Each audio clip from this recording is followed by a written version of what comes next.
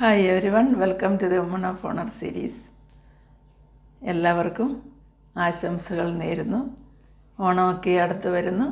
നമുക്ക് സന്തോഷത്തിൻ്റെയും സമാധാനത്തിൻ്റെയും ഐശ്വര്യത്തിൻ്റെയും അതുപോലെ എല്ലാവിധമായ ആശംസകളും നേരുകയാണ് എൻ്റെ എല്ലാ കൂട്ടുകാർക്കും. എൻ്റെ വീഡിയോ ശ്രദ്ധിക്കുന്ന എല്ലാവർക്കും ഒരു നല്ല ഓണം ആശംസിക്കുന്നു. ഇന്ന് ഞാൻ പറയുവാനായിട്ട് ഉദ്ദേശിക്കുന്നത് എൻ്റെ ഒരു ഡൗട്ട് തന്നെയാണെന്ന് പറയാം.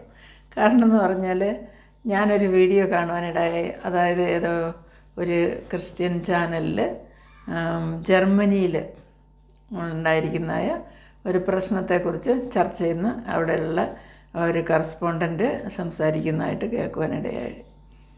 ആ വീഡിയോയിൽ ഇങ്ങനെയാണ് പറയുന്നത്: അഭയാർത്ഥികളായിട്ട് വന്ന മുസ്ലിംസ് ആയിട്ടുള്ള ആൾക്കാർ അവിടെ അവരുടെ എല്ലാം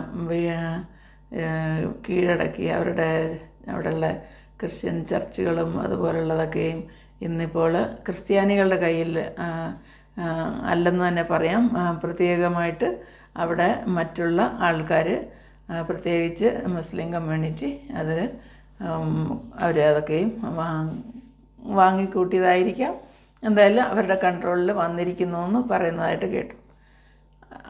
അദ്ദേഹം വേറൊരു കാര്യം കൂടെ പറഞ്ഞു. നമ്മുടെ നാട്ടിലെ പോലെയല്ല അവിടെ യൂത്തായിട്ടുള്ള ആൾക്കാർ, പ്രായമായവർ മാത്രമാണ് ചർച്ചിൽ പോകുന്നത്. അല്ലാതെ യൂത്തായിട്ടുള്ളവർ ക്രിസ്മസോ ഈസ്റ്റർ അങ്ങനെ എന്തെങ്കിലും വിശേഷ ദിവസങ്ങളിൽ മാത്രമാണ് ചർച്ചിൽ പോകുന്നത്. അതുകൊണ്ട് ചർച്ചിനെക്കുറിച്ച് ആരും ബോധേഡല്ല എന്ന് തന്നെ പറയാം. അദ്ദേഹത്തിൻ്റെ സംസാരത്തിൽ നിന്ന് അങ്ങനെയാണ് എനിക്ക് മനസ്സിലായത്. എൻ്റെ ഒരു ചെറിയ ഡൗട്ടും എൻ്റെ ക്വസ്റ്റ്യൻ എന്താണെന്ന് ചോദിച്ചാൽ, ഈ കേരളത്തിലിരുന്നു കൊണ്ട് ഈ സംസാരിക്കുന്ന ഈ ക്രിസ്തീയ സമൂഹത്തിലുള്ള ലീഡേഴ്സ് ആയിരിക്കുക, അല്ലെങ്കിൽ അതിനോട് പ്രതിബദ്ധതയുള്ള ആൾക്കാർ സംസാരിക്കുമ്പോൾ ഈ കേരളത്തിൽ ഇന്ന് നടന്നുകൊണ്ടിരിക്കുന്നത് എന്താണെന്ന് നമ്മൾ കാണുന്നുണ്ട്. ക്രിസ്തീയ കുടുംബങ്ങളിൽ നിന്നാണ് മാക്സിമം മറ്റുള്ള രാജ്യങ്ങളിലേക്ക് ഇമിഗ്രേഷൻ ചെയ്തു പോകുന്ന ആൾക്കാരുള്ളത്. പ്രത്യേകിച്ച് പറയുകയാണെങ്കിൽ മധ്യ തിരുവിതാംകൂർ, അതുപോലെ തന്നെ മറ്റുള്ള പല ഡിസ്ട്രിക്റ്റുകളിലും കേരളത്തിൽ ഉള്ളതായ ക്രിസ്ത്യൻ യുവാക്കളും യുവതികളും ഒരു പ്രയാസവും കൂടാതെ അവർക്ക് ഈ ദേശമേ വേണ്ടെന്ന് പറഞ്ഞിട്ട് അവരിവിടം വിട്ട് യൂറോപ്പിലേക്കും മറ്റുള്ള പുരോഗമിച്ചിരിക്കുന്നതായ നമ്പർ 1 കൺട്രീസിലേക്കൊക്കെ മൈഗ്രേറ്റ് ചെയ്ത് പോകുന്നു. അപ്പോൾ എൻ്റെ സംശയം, അന്ന് ഈ വീഡിയോയിൽ സംസാരിച്ച് അദ്ദേഹം പറയുണ്ടായി, നമ്മുടെ നാട്ടിലെ പോലെ അല്ല. ഇപ്പോൾ നമ്മുടെ യുവതലമുറ എത്ര പേര് ചർച്ചിൽ വരുന്നുണ്ടെന്നുള്ളത് നമ്മുടെ നാട്ടിലുള്ള ഓരോ പള്ളികളിലും ശ്രദ്ധിച്ചാൽ അറിയാൻ പറ്റും. നാട്ടിലുള്ള പിള്ളേർ മാക്സിമം അവർക്ക് എങ്ങനെയെങ്കിലും ഇവിടുന്ന് വേറെ സ്ഥലത്തേക്ക് പോയാൽ മതി എന്നുള്ളൊരു ചിന്തയാണുള്ളത്. പക്ഷെങ്കിൽ ഇതേ രീതിയിൽ പോയി കഴിഞ്ഞാൽ കേരളത്തിലുള്ള പള്ളികളും അതേ ഗതിയിലേക്ക് പോകത്തില്ലേ? പ്രായമായവർ മാത്രമാകത്തില്ലേ പള്ളികളിലെന്നുള്ളതാണ് എൻ്റെ ക്വസ്റ്റ്യൻ. അതേപോലെ തന്നെ മറ്റ് മുസ്ലിങ്ങളും അവരും കീഴടക്കി വാങ്ങി എന്നൊക്കെ പറയുന്ന ഇതേ പരാതി ഒരു 10 വർഷം കഴിയുമ്പം കേരളത്തിലുള്ള ബംഗാളിയും ആസാമിയും അതുപോലുള്ള ആൾക്കാരും ഒക്കെയും പണം ചിലവാക്കി, അല്ലെങ്കിൽ വേറെയുള്ള കമ്മ്യൂണിറ്റികൾ, അതിപ്പം മുസ്ലിങ്ങൾ തന്നെ ആവണമെന്നില്ല, ഹിന്ദുക്കളാവാം, അല്ലെങ്കിൽ ഏതെങ്കിലും വേറെയുള്ള കമ്മ്യൂണിറ്റികൾ ആ പ്രോപ്പർട്ടി റിയൽ എസ്റ്റേറ്റിൻ്റെ ഇതിൽ അത് വാങ്ങിച്ചു കൂടെന്നോ അല്ല കീഴടക്കാൻ പാടില്ലെന്നോ ഒന്നുമില്ല. ഇതൊന്നും പ്രഡിക്റ്റ് ചെയ്യാൻ പറ്റുന്ന കാര്യങ്ങളല്ല. നമ്മുടെ ജനസംഖ്യ കുറയുമ്പോൾ, നമ്മുടെ വിശ്വാസികളുടെ എണ്ണം കുറയുമ്പോൾ, ചർച്ചിൽ പോകുന്നവരുടെ എണ്ണം കുറയുമ്പോൾ ഓട്ടോമാറ്റിക്കായിട്ട് മറ്റുള്ള പ്രവർത്തനങ്ങൾക്ക് അവിടെ വഴിയൊരുങ്ങുമെന്നുള്ളതാണ്. നമുക്ക് ഇപ്പോൾ ജർമ്മനിയെക്കുറിച്ച് പറയുമ്പോൾ അത് ഇവിടെയും വന്നുകൂടാഴികയില്ല.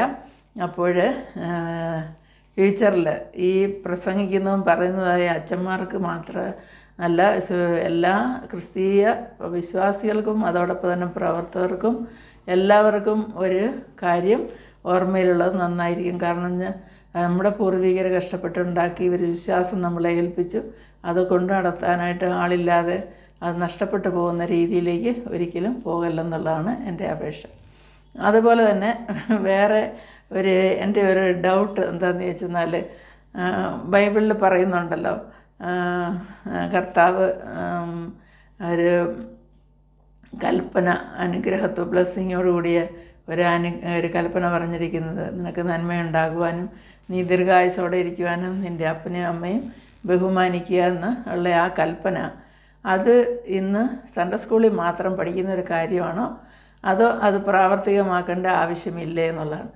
ഞാൻ വൃദ്ധമന്ദിരങ്ങളിലും അതുപോലെ തന്നെ ഓൾഡ് ഏജ് ഹോമുകളുടെ എണ്ണം വർദ്ധിക്കുന്നത് സഭകളായിട്ട് നടത്തുന്നു, വ്യക്തികളായിട്ട് നടത്തുന്നു, അല്ലാതെ തന്നെ ഓരോ NGOകളായിട്ട് നടത്തുന്നു. ടോട്ടലി പറഞ്ഞ ഏറ്റവും കൂടുതൽ ഓൾഡ് ഏജ് ഹോംസ് ഇന്ന് വന്നുകൊണ്ടിരിക്കുന്നു. അതോടൊപ്പം അവിടെ താമസിക്കാൻ പോകുന്ന ആൾക്കാർ അവരുടെ ഈ കൽപ്പന പാലിക്കാത്ത അതിന് പ്രശ്നമില്ലയോ, അല്ല അപ്പനും അമ്മയും അവിടെ പോയി താമസിച്ചാൽ മതിയോ എന്നുള്ളതാണ് എൻ്റെ ക്വസ്റ്റ്യന്. അതിൽ പ്രത്യേകിച്ച് യേശുക്രിസ്തു തന്നെ പറയുന്നുണ്ടല്ലോ, നിങ്ങൾ കൽപ്പന പാലിക്കാതെ നിങ്ങളുടെ പേരൻസിനെ നോക്കാതെ കുർബാൻ എന്ന് പറഞ്ഞിട്ടൊരു വാക്ക് പറഞ്ഞാൽ മതി നിങ്ങൾ ചിന്തിക്കുന്നത് ശരിയല്ല എന്ന് പറയുന്ന ഒരു ചിന്താഗതി ഉണ്ടല്ലോ. അപ്പോൾ ഞാൻ ഇത്രയും പറയാൻ കാരണം ഇത് ഇന്ന് ഏറ്റവും കൂടുതലായിട്ട് ക്രിസ്തീയ സമൂഹത്തിൽ നിന്നും വേറുള്ള രാജ്യങ്ങളിലേക്ക് കുടിയേറുന്നതുകൊണ്ടാണ് ഞാനത് പറയുന്നത്. അത് എത്രമാത്രം ശരിയോ തെറ്റോന്ന് എനിക്കറിയില്ല, എങ്കിലും എൻ്റെ ഒരു കൺസേൺ ഞാനിവിടെ പറയുന്നത് മാത്രം.